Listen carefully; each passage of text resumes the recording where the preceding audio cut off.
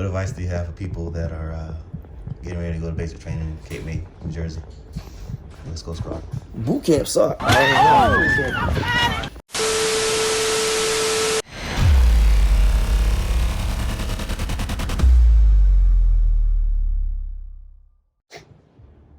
So what's the atmosphere like when you first get off the bus and head on over to get started?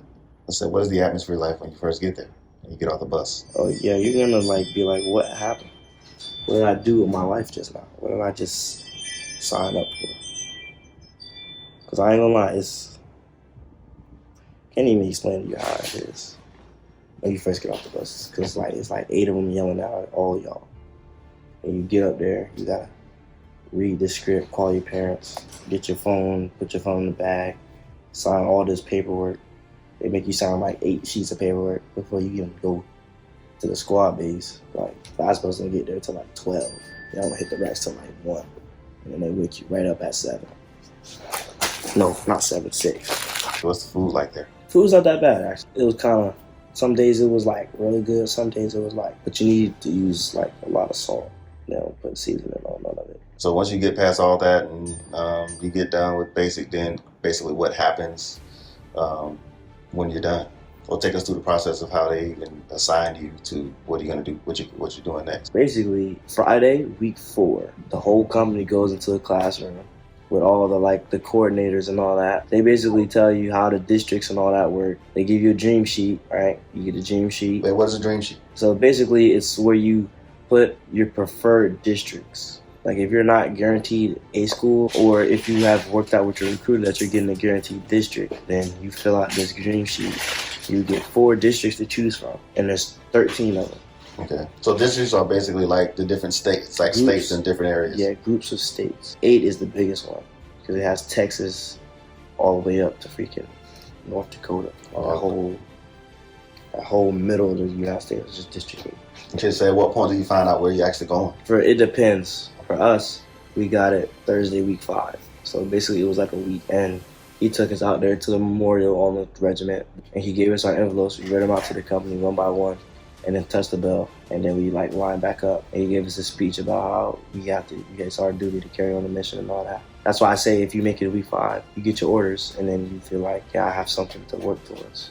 Yeah, that's true. What advice do you have for somebody who, because there's not a lot of information out there about the Coast Guard and about how to even get started or how to even, try to even join it. So what advice do you have for anybody who is interested in the Coast Guard but maybe don't even know how to even get started? Fill out an application. Go coastguard.com. Like literally you'll get like 4 emails from 4 different people. The recruiters are like, you put what area you're from, and then they will find your contact, text you, call you, whatever. So explain what your job is, because the Coast Guard is a lot different than the other military branches, because they go to basic training and then they go on to their AIT or tech school or A school as the Navy calls it. Mm-hmm. And then they go to their first duty station and start working. But the Coast Guard is a bit different. Can you kind of explain the difference between, what you guys do straight out of basic versus what the other military branches do? So basically, they send you out as non-ranks. So like E2, E3. You don't get your E4 until you complete A school. And basically what you're doing in between that time, you go to A school, you gotta get qualifications. So there's certain things you gotta do to get qualified to put yourself on A school list. There's watch standing, where you sit in this room. Either you sit in the room or all the cameras and stuff. And then there's people out on watch, out on the base, patrolling certain parts of the base. And if something's going on, you hit them up on the thing, be like, yo, there's something going on over there. Watch standing is usually, every shift is usually 4 hours. And depending on what time of day it is, you stay overnight and then you get 2 days off, 2 days of liberty. Okay. You do that for 2 weeks. There's boarding team member, where you get on the boat and go on patrols, you patrol the waters and stuff. Search and rescue is when there's a distress call or something like that, or there's family out on the boat, their boat's stuck or something, or it's not moving or something. We go out there, tow the line, hook them up, pull them back in. Drug interdiction is basically the same. It falls into boarding team member. Boarding team member does drug interdiction, patrols, and minor interdiction. depending on if you want to do it, I'm pretty sure it's optional. I don't think it's a qualification, but I'm gonna do it. You can get constant qualified, so you can like learn how to pilot, learn how to drive the boat, learn how to fix it, all that stuff.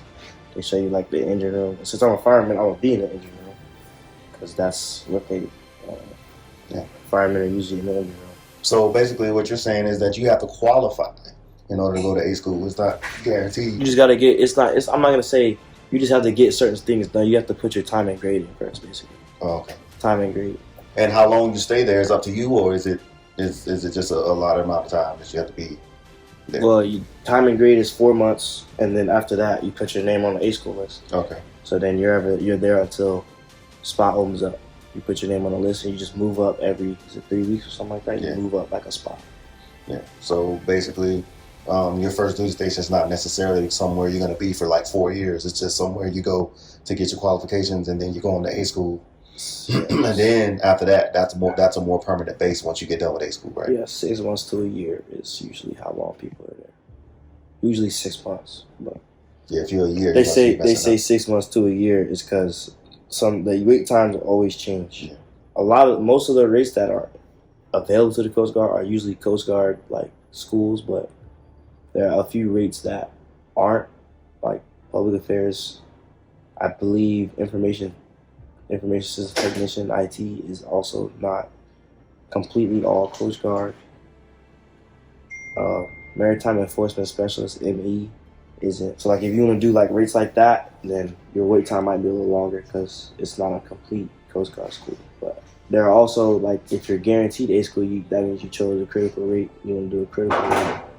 So basically, you go straight to A school right out of basic. And a critical rate is just basically a job that needs people in it. They need they desperately need people in it. So which is like they're like it's like 4 of them. It's like ET, OS, CS, and there's one more, but I can't think. And they're starting to get rid of the quarantine. They're about to start going back into like normal. First day you get there, end of the week you get picked up. There's no week gap. There's no week quarantine to like study and all that. They're just gonna throw you right in at the end of the week. So. Yeah, so they're starting with the like 2 companies. They're going back into like the regular the way they was doing it before, post COVID.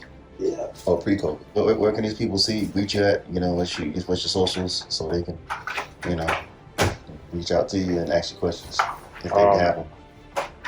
My Instagram is stackup_D. All the rest of my socials are on my Instagram.